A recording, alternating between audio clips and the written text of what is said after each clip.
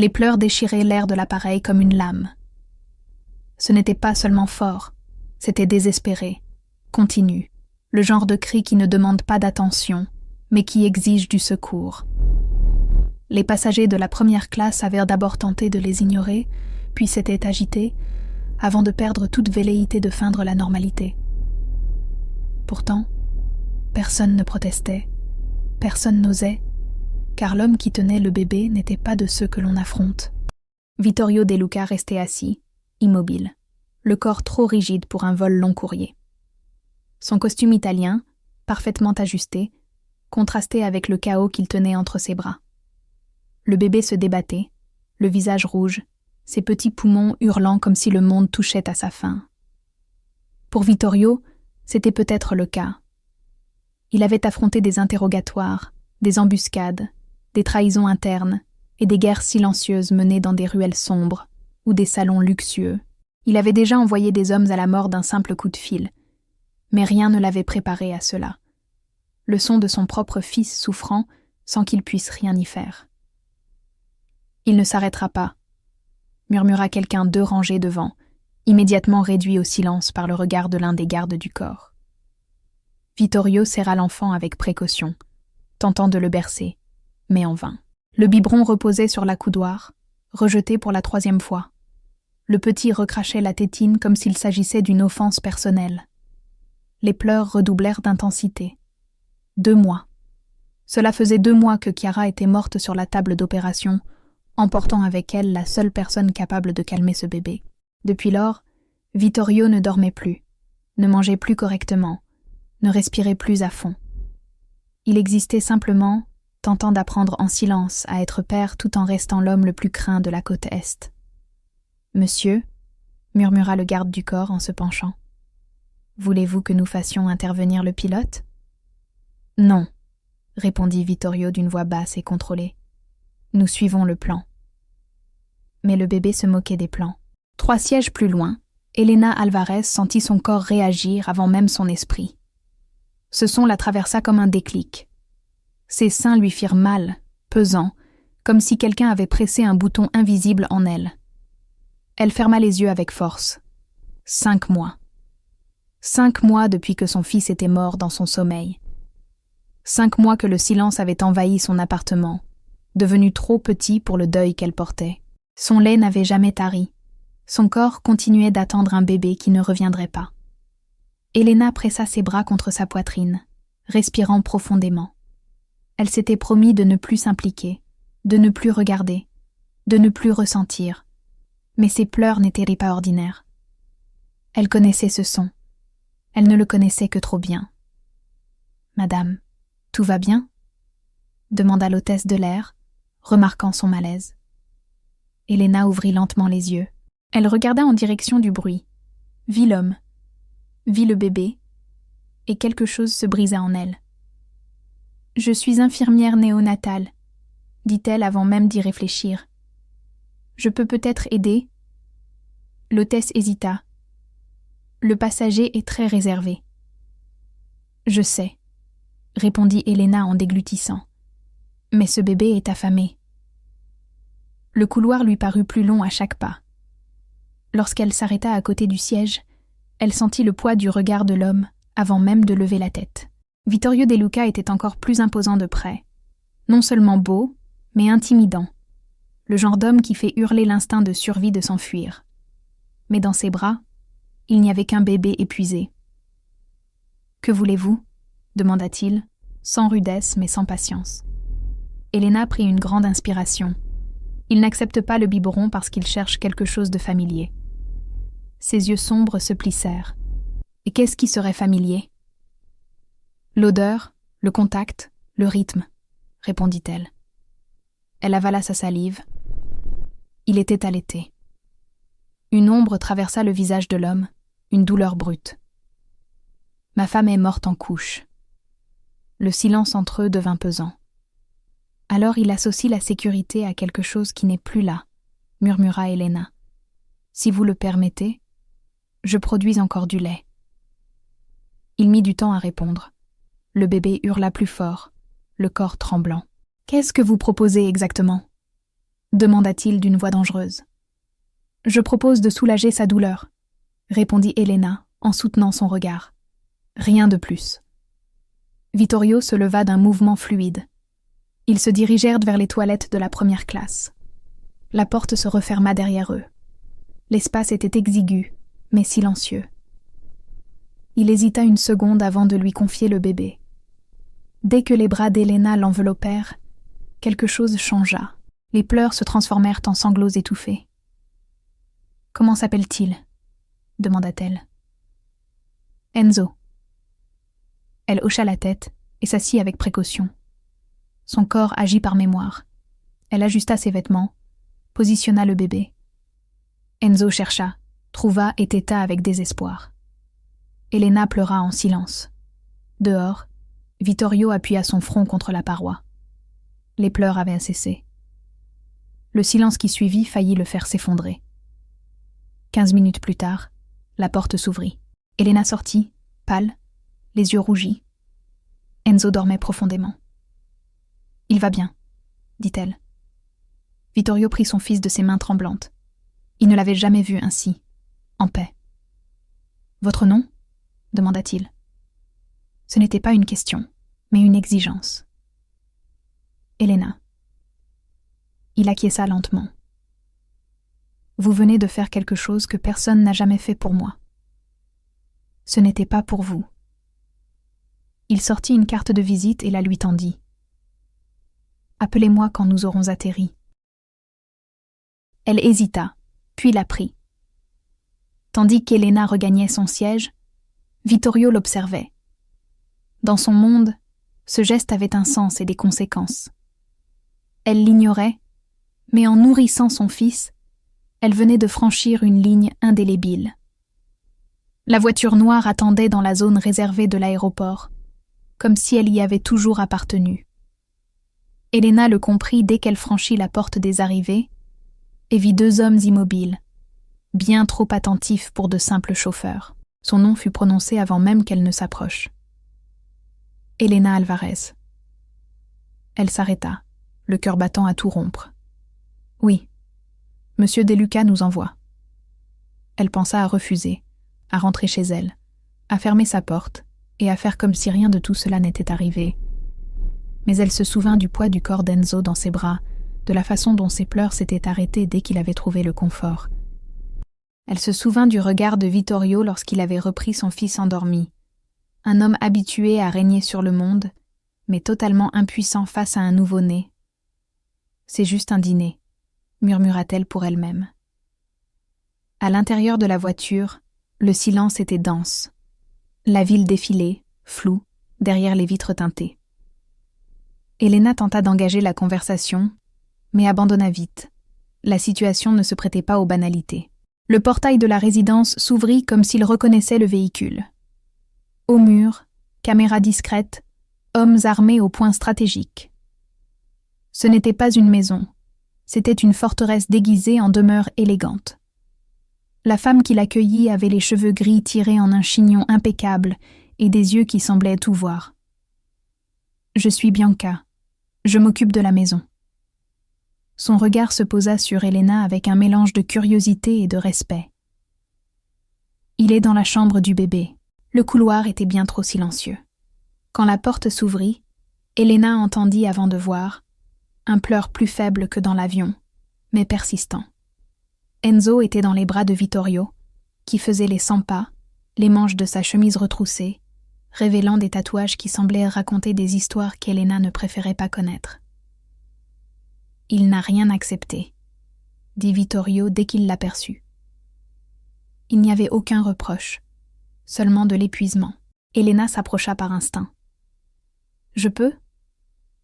Il ne répondit pas. Il lui tendit simplement le bébé. Enzo la reconnut avant même d'ouvrir les yeux. Son corps se détendit un peu. Ses pleurs devinrent de petits gémissements. « Il perd du poids », observa Elena, son regard clinique reprenant le dessus. « Depuis combien de temps rejette-t-il le biberon ?»« Depuis que nous sommes arrivés, » répondit Vittorio en se passant la main sur le visage. « Le médecin veut l'hospitaliser. »« Il n'est pas malade ?» dit-elle en s'asseyant dans le fauteuil. Il est confus. Vittorio l'observa nourrir son fils à nouveau. Le silence qui s'installa était presque sacré. Pour la première fois depuis la mort de Chiara, la maison semblait respirer. « Comprenez-vous ce que vous avez fait dans l'avion » demanda-t-il doucement quand Enzo se rendormit. « J'ai aidé un bébé affamé. »« Non. » Son regard s'ancra dans le sien. « Vous m'avez donné quelque chose que je n'avais plus. » Elena déglutit. « Je ne peux pas rester. Je n'ai pas demandé cela. » Quelques heures plus tard, alors qu'elle s'apprêtait à partir, Vittorio prit la parole. « Il a besoin de vous pendant quelques jours, juste le temps d'assurer une transition sûre. » Elle hésita, pensa à son appartement vide, à son lait qui continuait de couler sans but, au berceau démonté dans un coin de sa mémoire. « 1 semaine, » dit-elle. « Rien de plus. » Vittorio acquiesça. 1 semaine. Le contrat arriva le soir même. Net, froid, professionnel. Elena signa, tentant d'ignorer cette sensation étrange que ce n'était qu'un morceau de papier, essayant de contenir une douleur bien plus ancienne. Dans les jours qui suivirent, une routine s'établit. Tétée régulière, bain tiède. Enzo commença à reprendre des couleurs, de la force, une présence. Et Vittorio commença à changer. Il observait tout, apprenait, posait des questions. Parfois, il restait simplement assis par terre dans la chambre, adossé au mur, comme s'il craignait de rompre cet équilibre précaire. « Vous n'êtes pas obligé de rester ici à chaque fois, » lui dit Elena une nuit. « Je sais, » répondit-il sans bouger. « Mais je le veux. » La 4e nuit, alors qu'Enzo dormait, Vittorio dit quelque chose qui allait tout changer. « Les familles sont au courant. » Elena se figea. « Au courant de quoi ?»« Que mon fils a une nourrice. » Il choisit le mot avec soin. « Qui n'appartient pas à la famille. C'est un problème. » Dans sa vie, tout l'était. Il lui expliqua alors les alliances, les traditions, le poids symbolique d'une femme qui nourrit l'héritier. Elena écouta en silence, l'estomac noué. « Je n'appartiens pas à ce monde. » « Je le sais. » Il se rapprocha un peu. « Mais désormais, ce monde sait que vous existez. » Cette nuit-là, une voiture inconnue fut aperçue près du portail. Le lendemain, l'un des gardes ne revint pas de son tour de garde. Vittorio ne dit rien, mais Elena sentit la tension. L'atmosphère changeait. Au matin du 5e jour, une détonation retentit du côté est de la propriété. Un avertissement. Pas assez pour détruire, mais assez pour menacer. « Ils vous veulent », dit enfin Vittorio. « Ou le bébé. »« Alors laissez-moi partir. »« Non. » Le mot tomba, sec. Son regard s'adoucit légèrement. « Je ne laisse pas les personnes sous ma protection servir de monnaie d'échange. Je n'ai jamais demandé de protection. » « Je sais. » Il s'approcha. « Mais vous l'avez reçu au moment où vous avez pris mon fils dans vos bras. » Le son lointain des sirènes déchira l'air. Bianca apparut à la porte, le visage grave. « Nous devons déplacer le bébé. » Le monde d'Elena se rétrécit à cet instant. Elle serra Enzo contre elle, le cœur emballé. « Faites-moi confiance, » dit Vittorio. « S'il vous plaît. » Elle voulait dire non. Elle voulait hurler. Mais quelque chose dans son regard, non pas le pouvoir, ni la peur, la retint. La porte dérobée se referma derrière eux. Le bruit du chaos s'estompa. Dans l'espace restreint, Enzo dormait, inconscient de tout. « S'il arrive quelque chose, » commença Elena. « Rien n'arrivera, » coupa Vittorio, en lui prenant le visage avec précaution. « Je le promets. » Au-dessus d'eux, des pas, des voix étrangères, une langue qu'Elena ne comprenait pas, mais qu'elle savait hostile. Un impact retentit comme le tonnerre. À cet instant, Elena comprit que cette semaine ne serait jamais seulement une semaine. La cachette se trouvait sous l'ancienne cave, avec des murs de pierre froide et un silence qui semblait engloutir les sons. Elena sentait son cœur battre dans ses oreilles, en berçant Enzo. Le bébé se réveilla avec un petit gémissement, percevant la tension. Elle appuya son visage contre sa tête, lui murmurant des mots instinctifs. « Tout va bien. » Vittorio faisait les 100 pas, parlant bas au téléphone, sa voix trop ferme pour la situation. Chaque mot semblait calculé. Lorsqu'il raccrocha, il s'arrêta devant elle. Ses yeux étaient sombres, mais une lueur nouvelle y brillait, de la peur, non pas pour lui, mais pour ce qu'Elena tenait dans ses bras. « Ils sont entrés par l'aile est, dit-il. Ils ne connaissaient pas le passage. Et maintenant ? Maintenant, je règle ça. » Le sol trembla légèrement. Elena déglutit. Elle n'avait jamais été aussi proche de la violence sans pouvoir fuir. Elle sentait que quelqu'un pouvait mourir à cause d'une décision prise avec le cœur. « Si je sors, dit-elle d'une voix basse.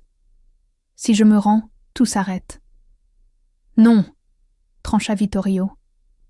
On ne négocie pas avec ceux qui vous touchent. Vous parlez comme si j'étais à vous. » Il s'approcha lentement. « Vous êtes la mère de mon fils. » Elena reçut ces mots comme un choc physique. « Je ne le suis pas. Pas biologiquement. » Il soutint son regard. « Dans le monde où j'ai grandi, cela compte moins que l'acte. » Avant qu'elle ne puisse répondre, la radio à sa ceinture crépita. Des voix empressées, un code qu'elle ne comprit pas. Vittorio ferma les yeux une seconde. Ils ont trouvé Bianca. L'air sembla quitter la pièce. « Elle est vivante, » ajouta-t-il, un bref soulagement. « Mais blessée. » Les pleurs d'Enzo reprirent, effrayés. Le corps d'Elena réagit immédiatement. « Je dois le nourrir. » Vittorio acquiesça. Sans gêne, par pure nécessité, il lui tourna le dos pour monter la garde tandis qu'elle installait le bébé. Le son de la succion remplit l'espace, un contraste cruel avec les bruits de tirs étouffés au-dessus. Vittorio ferma les yeux. Cette image resterait gravée en lui à jamais. La femme entrée dans sa vie par hasard était devenue l'axe autour duquel tout tournait. La radio crépita encore. « Chef, ils ont reculé. Ils en ont perdu 2. Ils demandent un contact. » Vittorio durcit son regard. « Dites que je rappelle. » Il se tourna vers Elena. « Ça va empirer avant de s'améliorer. Ils savent ce que vous êtes ici. Ils reviendront. » Enzo finit de téter et s'endormit. Elena le cala contre sa poitrine, ressentant une étrange décontraction. C'était absurde, mais là, sous terre, elle se sentait plus entière qu'elle ne l'avait été depuis des mois. « Vous ne devriez pas vivre ça, » dit Vittorio. « J'ai choisi d'aider, » répondit-elle, « et j'ai choisi de ne pas vous laisser en payer le prix. » Son téléphone vibra. Un numéro masqué. Il décrocha. « De Luca. » La voix à l'autre bout était traînante, confiante. « Tu te caches ? Je protège ce qui est à moi. Livre la femme, et tout est réglé. » Vittorio eut un sourire sans joie. « Tu ne comprends pas. Elle n'est pas une monnaie d'échange. Tout le monde l'est. Pas elle. » Le silence à l'autre bout fut pesant. « Alors tu as choisi la guerre. C'est vous qui l'avez commencée. » Il raccrocha. Quelques minutes plus tard, des pas précipités descendirent l'escalier. Luca apparut, couvert d'un sang qui n'était manifestement pas le sien. « Chef, on a une fenêtre. Une voiture attend dans le tunnel nord. »« Maintenant ?» demanda Elena. Vittorio s'approcha d'elle. « On vous sort d'ici, Enzo et vous. »« Et vous ?» ?»« Je fais diversion. »« Non. » Elena secoua la tête. « Je ne fuis pas pendant que vous restez. » Il lui prit le visage à 2 mains, ferme et doux à la fois. « Elena, écoutez. S'il m'arrive quelque chose, ils ne cesseront de vous traquer. Si vous partez maintenant, vivez avec lui. Je peux mettre fin à tout ça. Vous me demandez de confier ma vie à des hommes armés dans un tunnel ? Je vous demande de me faire confiance. » Elle regarda Enzo, puis Vittorio. Elle vit l'homme derrière le titre, derrière le pouvoir. Quelqu'un prêt à se sacrifier. « Promettez que vous reviendrez. » Il appuya son front contre le sien. « Je le promets. » Le tunnel était étroit, humide, éclairé par de faibles lampes. Elena suivit Lucas, le bébé protégé contre elle, tandis que le son de la bataille s'éloignait. Chaque pas lui déchirait le cœur. La voiture démarra dans l'obscurité. Elle ignorait où ils allaient, seulement qu'ils s'éloignaient. Des heures plus tard, son téléphone vibrait sans cesse de messages qu'elle n'osait ouvrir. Lorsqu'ils s'arrêtèrent enfin dans une maison simple, loin de la ville, Elena s'effondra en larmes. « Il va s'en sortir », dit Lucas, sans grande conviction. « Il le faut. » La nuit fut interminable. L'aube se leva sans nouvelles. Elena nourrit Enzo, changea ses couches, fit les 100 pas. Au moindre bruit, elle sursautait. Quand le téléphone sonna enfin, elle faillit le lâcher. « C'est moi. » La voix de Vittorio était épuisée, mais bien vivante. Elle se laissa glisser au sol, pleurant de soulagement. « Où êtes-vous ? » « Je finis ce qu'ils ont commencé. Je pensais que... Je sais. » Il y eut une pause. « Ils ne vous poursuivront plus. C'est juré. » Il raccrocha, avant qu'elle ne puisse en dire davantage. Vittorio arriva 2 jours plus tard, blessé, les traits tirés, mais debout. Elena courut vers lui sans réfléchir, Enzo dans les bras. Quand il l'enveloppa, tout ce qu'elle avait contenu se brisa. « C'est fini ?» demanda-t-elle. « Pour nous ? Oui. » Il regarda son fils, puis elle. « Mais cela change tout. »« Je sais. » Le silence qui suivit n'était pas vide. Il était plein de décisions tacites, de chemins qui se fermaient et d'autres qui s'ouvraient. « Voulez-vous toujours partir après cette semaine ?» demanda Vittorio. Elena regarda autour d'elle. La maison simple, le bébé apaisé, l'homme devant elle, dépouillé de ses titres. « Je ne sais plus ce que je veux. » Il acquiesça.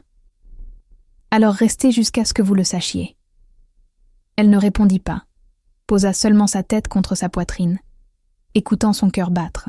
Là, dans ce son, elle commença à accepter une vérité qui l'effrayait. Elle n'était pas seulement en train de sauver un enfant, elle construisait une famille au milieu du chaos. Le silence de cette petite maison était différent de celui du manoir. Il n'y avait ni le poids d'une surveillance constante, ni l'écho de pas armés. C'était un silence qui respirait. Elena se réveilla avant l'aube et trouva Enzo éveillé. Ses yeux sombres scrutaient le monde. Elle le prit contre elle, et son corps répondit immédiatement. En le nourrissant, elle réalisa que la peur s'était retirée. Vittorio observait depuis la porte, le visage marqué par des coupures récentes. Il y avait en lui une tranquillité nouvelle, celle de celui qui accepte de ne plus rien contrôler. « Il a dormi toute la nuit », dit-elle. Il acquiesça. « C'est la première fois. » Elle sourit sans s'en rendre compte. Quand Enzo se rendormit, Vittorio s'approcha et s'assit à la petite table de la cuisine. « J'ai parlé à mes avocats, » dit-il, aux rares en qui j'ai encore confiance. « Je peux vraiment sortir de tout ça. Ce ne sera pas propre ni rapide, mais c'est possible. Les territoires ont été redistribués. Mon nom pèse encore, mais plus par respect que par crainte. Et les autres ? Certains feront la grimace, d'autres se réjouiront. Mais personne ne vous touchera, ni vous, ni Enzo. Ça, je le garantis. » Elle prit une grande inspiration. On ne peut pas tout garantir. « Non, » admit-il avec honnêteté. « Mais je peux garantir que je ne ferai pas marche arrière. » Le soleil commença à monter, baignant la cuisine d'une lumière dorée. Elena réalisa à quel point cet homme semblait différent, loin du costume, loin du pouvoir. « Vous avez parlé de partir, » dit-elle. « Qu'est-ce que cela signifie pour vous ? » « Cela signifie que je ne commande plus rien, apprendre à vivre sans ordre, sans carte, sans liste d'ennemis. Et ça ne vous fait pas peur ? » Il sourit de côté. « Si. Mais vous perdre me fait plus peur encore. » Elena déglutit. « Je ne fais pas partie de votre monde, Vittorio. » « Je sais, mais j'essaie peut-être d'en sortir. » Les pleurs d'Enzo retentirent. Ils se précipitèrent ensemble vers le berceau. Elena prit le bébé. Vittorio resta là, les mains suspendues. « Voulez-vous le tenir » demanda-t-elle. Il hésita. « De quoi ?»« J'ai peur. De ne pas savoir faire ce qu'il faut. » Elle plaça l'enfant dans ses bras. Personne ne sait, au début. Vittorio regarda son fils comme s'il tenait quelque chose de sacré. Enzo s'agita, puis se détendit, son petit poing se refermant sur la chemise de son père. « Il vous fait confiance », dit Elena. Vittorio ferma les yeux. « Alors je dois en être digne. » Les jours suivants passèrent à sans coup de feu, sans menace. Un temps emprunté, peut-être, mais réel. Elena apprit à Vittorio à changer les couches, à reconnaître les pleurs, à préparer les biberons de lait qu'elle commençait à stocker. Il se trompait, apprenait, riait de lui-même. Un soir, ils s'assirent dehors sous un ciel pur. « Pensez-vous toujours à partir ?» demanda-t-il. Elena mit du temps à répondre.